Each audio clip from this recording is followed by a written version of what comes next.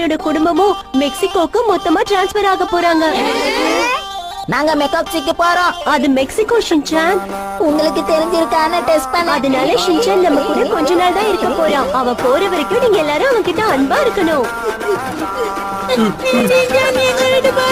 உங்க அப்பா பாத்துட்டு இருந்த வேலைக்கு அவருக்கு டிரான்ஸ்பர்ல கொடுத்திருக்காங்களே என்ன?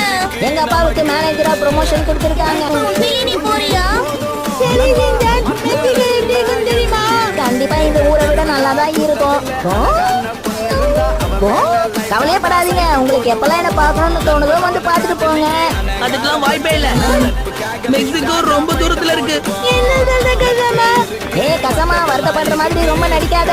நான் இங்க இருந்து போறதுனால முதல்ல நீ தானே சந்தோஷப்படுங்க. உண்மைய சொல்லி பாப்போம். நிறுத்துறியா? ஓவரா பேசிட்டு இருக்க. நீ எந்த ஊருக்கு போனா எனக்கு என்ன வந்தது? இன்னும் சொல்ல போனா நீங்க இல்லன்னா நாங்க எல்லாரும் ரொம்ப சந்தோஷமா தான் இருப்போம்.